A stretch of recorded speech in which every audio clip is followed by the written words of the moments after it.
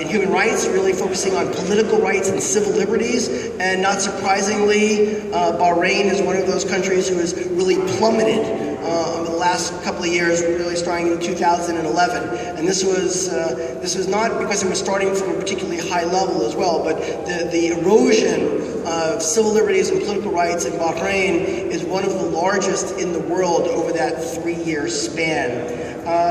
Now, I also want to say thank you to Hussein and his colleagues for the work that they do on shining a spotlight on the real story about what's going on in Bahrain, and the fact that they help amplify the voices of those on the ground who are daring, like Mariam and Matar and others, who are challenging authoritarian power, with really armed with nothing other than their extraordinary courage, their ideals, and the determination to engage in and organize for political change. I look around the room, I see these very stirring photos, and some of them quite chilling as well. And it's a reminder of the power of images to really help shape our understanding of events.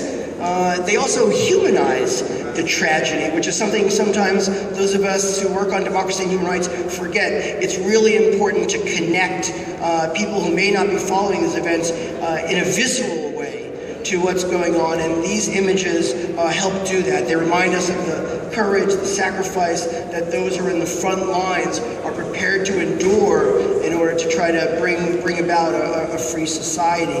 I also would note that these photos stand in sharp contrast to the propaganda that's manufactured by the Bahraini government and its very high-priced K Street hired guns, the lobbyists, who are here. They want to put out a very, very different narrative, one of a very capable and a responsive and modern state that is committed to socioeconomic progress, and as well as upholding citizens' rights. And they would have you believe that they are now under siege from violent extremists who are intent on dividing the country along sectarian lines at the behest of their Iranian masters. We need to help counter that narrative. They have a lot more money than we do, but the truth is on our side, and that's the most important thing. I don't have to tell this crowd about the fact that the Bahrain Independent Commission of Inquiry, when it really released its report, I think 2 years ago now, that not a single one of those major recommendations has been acted upon by the government of Bahrain. I don't think that's a surprise to many of us, but the excuses that have been put forward for non-action underscore that there is a profound absence of political will on the part of this monarchy to institute the changes that are to address the legitimate grievances of the these legitimate and also long ignored grievances of the majority of the country's population that's Sunni as well as Shia.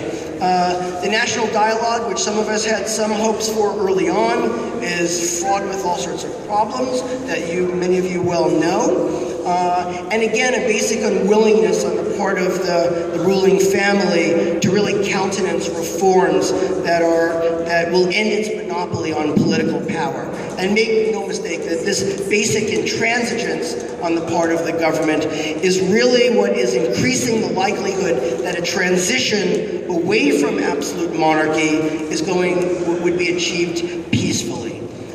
Sadly, it's also, let me, if I can, just for a moment, put Bahrain in the larger context of what's happening in the Gulf and beyond. Stories, whether it's from Qatar and the United Arab Emirates, more and more we're seeing authoritarian governments that are intent on shrinking the space for civil society, for pro-democracy civil society. This is actually happening way even beyond the Gulf. And it's a problem for many reasons. Now these governments, in doing that, they are, of course, they're intent on staying in power, but what's I think so insidious about this is that while they are prepared to resort to brutal force, as we've certainly seen in the case of Bahrain, in in Russia, obviously in Syria for sure, but they're also learning, they're getting smarter, and they recognize that one of the tools at their disposal is the manipulation, the cynical manipulation of laws and the legal system to try to bring a patina of legitimacy to what they're doing. But make no mistake, it needs to be unmasked for what it is, which is very, very harsh repression. Now, in all this, in the context of Bahrain and others, in terms of subordinating the legislature, the legislative and judicial branches, but also the control over broadcast media, whether in Bahrain or many other countries, an attempt to vilify and demonize those who would dare to challenge, again, the authoritarian power and privilege. Now, this more aggressive and self-confident assault on civil society and fundamental freedoms is also not happening in a vacuum. Part of what makes it possible is that the democratic governments themselves, including the United States, are not doing nearly enough to counter what we're seeing in terms of this greater authoritarian solidarity, and more what I and others are calling the exporting of worst practices. There's a lot of lateral learning going on, and these repressive measures and strategies and tools that are being employed in Bahrain and elsewhere, they're learned from other states. They are restricting funding that comes into the country for civil society, all sorts of ways to basically, in one form or another, to crush dissent.